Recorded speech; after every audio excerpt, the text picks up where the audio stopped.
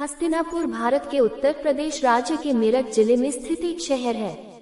महाभारत और पुराणों जैसे हिंदू ग्रंथों में कुरु साम्राज्य की राजधानी के रूप में वर्णित हस्तिनापुर का उल्लेख प्राचीन जैन ग्रंथों में भी मिलता है। हस्तिनापुर गंगा नदी के दाहिने किनारे पर स्थित है।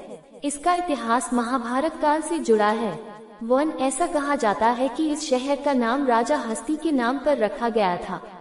हस्तिनापुर में गंगा नदी को पार करके वे पश्चिम की ओर बढ़े और कुरु जंगला के रास्ते पांचाल राज्य में पहुंचे तथा वहां भरे हुए तालाबों और स्वच्छ जल वाली नदियों को देखकर ऊपर वर्णित दूत अपने कार्य की तात्कालिक प्रकृति के कारण तेजी से आगे बढ़े।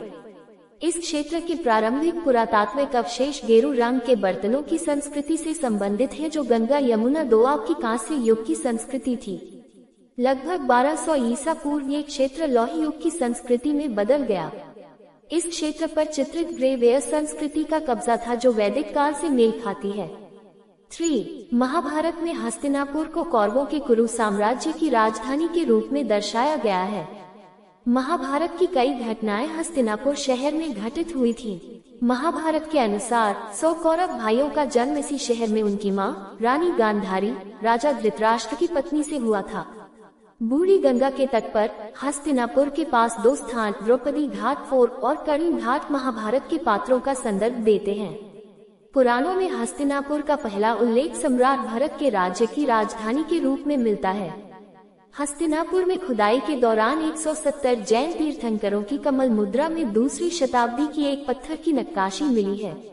हस्तिनापुर में उत्खनन 1950 के दशक की शुरुआत में भारतीय पुरातत्व सर्वेक्षण के महानिदेशक बी लाल द्वारा किया गया था।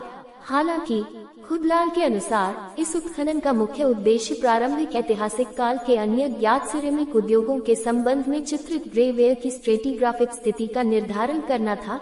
लाल ने महाभारत के पाठ और हस्तिनापुर में खोदे गए भौतिक अवशेषों के बीच सहसंबंध पाया। इसने उन्हें महाभारत में वर्णित कुछ परंपराओं को ऐतिहासिक बनाने के साथ साथ ऊपरी गंगा बेसिन क्षेत्रों में आर्यों के साथ चित्रित ग्रेवेयर की उपस्थिति को जोड़ने के लिए प्रेरित किया। ओपनिंग स्क्वायर ब्रैकेट हस्तिनापुर को आईने अकबरी में दिल्ली सरकार के अधीन एक परगना के रूप में सूचीबद्ध किया गया है, जो शाही खजाने के लिए 4466 904 डैम का राजस्व उत्पन्न करता था और 300 पैदल सेना और 10 घुड़सवार सेना की आपूर्ति करता था। लेखक अबुल फजल इब्न मुबारक ने इसे गंगा पर स्थित एक प्राचीन हिंदू बस्ती बताया है। 6. ब्रिटिश भारत के दौरान हस्तिनापुर पर राजा नैन सिंह नागर का शासन था, जिन्होंने हस्तिनापुर और उसके आसपास कई हिंदू मंदिरों का निर्माण कराया।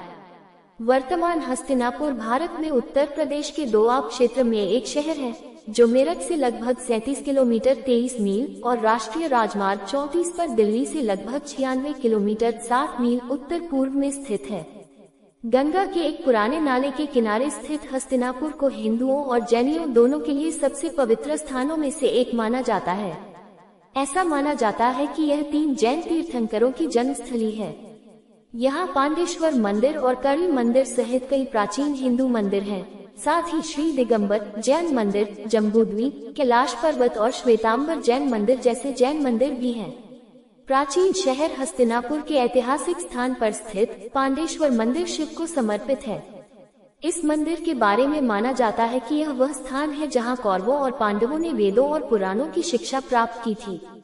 उद्धरण वांछित खंडहरों के बीच एक पहाड़ी पर हिंदू देवी काली का मंदिर और कई हिंदू आश्रम भी मौजूद हैं।